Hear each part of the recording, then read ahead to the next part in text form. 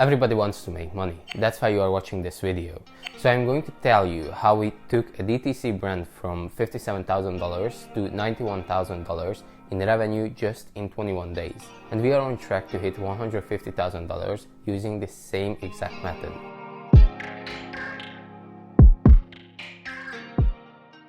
We didn't increase the ad spend. We didn't hire some expensive agency. We just stopped running ads that look like, well, ads. And in this video, I'm going to break down the 4 critical shifts we made that almost doubled the brand's revenue, and why the pretty ads you are probably running right now are killing your conversions. Let's get into it. So the problem with the traditional ads. Here's what this brand was doing before we stepped in. The same predictable ad format everyone runs. You know, the ones they either start with the product shot right away, or they open a hook and immediately reveal the product with the first 3 seconds. And look, I get it.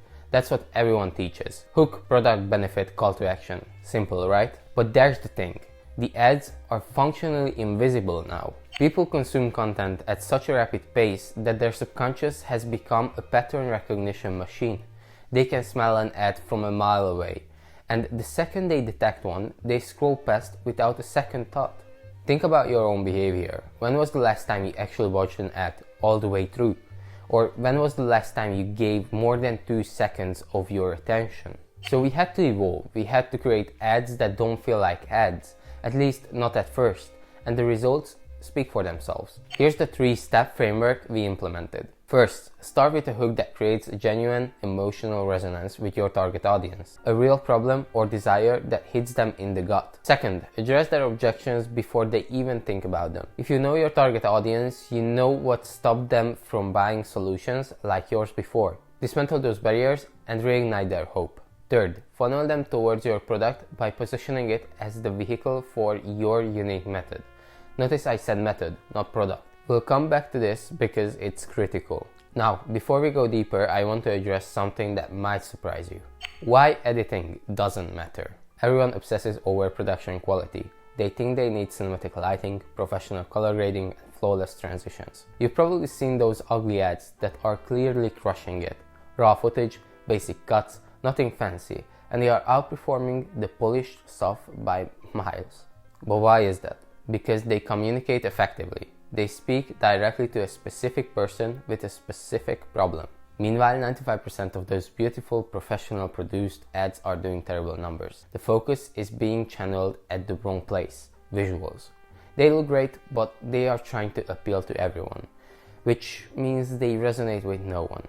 The ugly ad is like a laser. It's targeting one person with surgical precision. And the pretty ad is like a floodlight. It illuminates everything but focuses on nothing. And in advertising, being specific is everything. Just think about if I had a Canon normal, an idiot-proof camera that autofocuses. I can shoot out of 10 times perfect photos. Or a Hasselblad camera that is one of the finest cameras in the world. But it only works if you focus it right. So if I shoot with the Canon, it's always going to be perfect. It focuses right away. But if I shoot with the Hasselblad and I can do just one thing with the camera, it's going to make worse photos than the Canon one. And it's focus.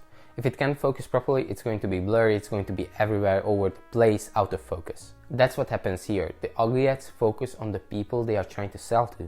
And the fancy ads are basically so broad, they are focusing everywhere. They are just trying to make nice visuals, clean looking ads. The fancy ads can work as well, of course, if they are paired with the focus of the target audience. Now let me break down 4 critical issues that were tanking this brand's performance and how we fixed each one. Issue number 1. Weak hooks equal 0 attention.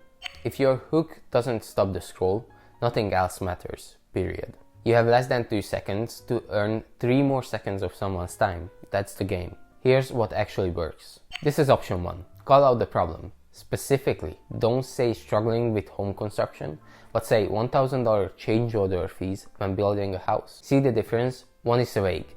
The other one makes your ideal customer think, wait, that's exactly what happened to me. Option 2. Sprinkle in the solution. Immediately say, avoid $1,000 change order fees when building a house. Now, you're not just identifying the pain, you are hinting that relief is possible. Option 3. Speak directly to the avatar. Building a house? You should avoid these mistakes. This makes the viewer feel like you're talking specifically to them. Think about those Manscaped ads. The guy starts shaving a cactus while saying, "If your balls look like this, keep watching." Is it absurd? Absolutely. Is it effective? Incredibly. Because it instantly speaks to the right people and stops the scroll. That's how you blend engagement with conversions, and that's how you scale. So, issue number 2. Revealing the product too early. Here's the pattern we see constantly. X is a problem, and you might have this problem, so buy Y product. Why would anyone buy based on this pitch? It's generic, untargeted, and it closes the loop before you've built any real tension. The moment you reveal the product, you've told them everything they need to know. They can Google it, comparison shop, or just decide they don't care. The spell is broken. Instead, you need to open a loop and keep it open until the very end. Walk them through your way of unique mechanism. Build curiosity, create information gaps that their brain desperately want to fill. Do not show the product until you've thoroughly established the pain and explained your unique method for solving it. This explains why VSL style ads are everywhere right now and converting at absurd rates. They understand the psychology of sustained attention. So issue number 3. People buy hope, not products. Let me paint you a scenario. You have chronic stomach issues. You're constantly running to the bathroom. Your life has become unpredictable and embarrassing. Doctors diagnose you with irritable bowel syndrome and tell you there is no cure. Now you're scrolling through social media and you see an ad. But this ad isn't promising cure. That would trigger your skepticism immediately because you've been told there is no cure.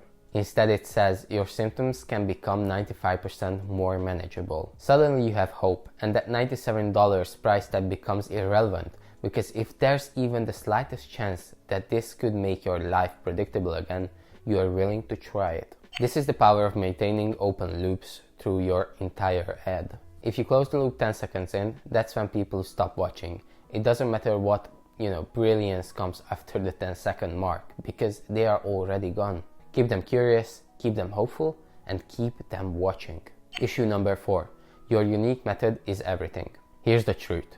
Gut problems have existed for centuries. People have been building houses for who knows how long. Your customers aren't buying your generic supplement or your standard playbook. They are buying your method that promises to make their life easier in a way nothing else has. Not a method, your unique method. They need the result, yes, but they also need an easy, novel pathway to that result. That combination creates new hope, and new hope drives action. Here's how we apply this in practice. This is the wrong approach. This gut supplement will make your diarrhea stop.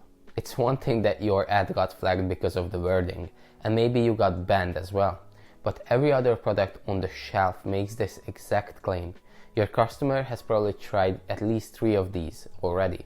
You're just adding yourself to the pile of things that didn't work. Here's the right approach. This product contains 45% higher concentration of probiotics that restore microbiome balance, 76% more electrolytes to refuel your depleted system, plus L-glutamine for gut lining repair that no other supplement includes. Now they have a new hope. This is a new product.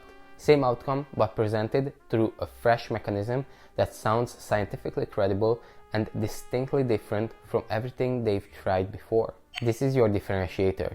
This is what makes someone think, okay, this is actually different. Maybe this is the one that works. You need the angle that positions your offer as a brand new opportunity, not just another version of what failed before. This battles the most powerful objection of all, past experience. I tried something like this before and it didn't work. Well, they haven't tried this before. That's your positioning. The results and takeaway. This framework took our client from $57,000 in revenue to $91,000 in just 3 weeks. Same product, same market, different ads. And here's what keeps me up at night.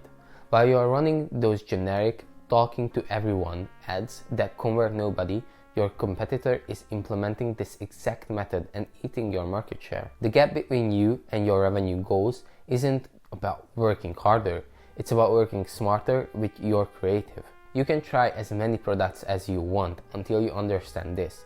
It won't work. Only if the product is very unique and there is nothing else like that on the market.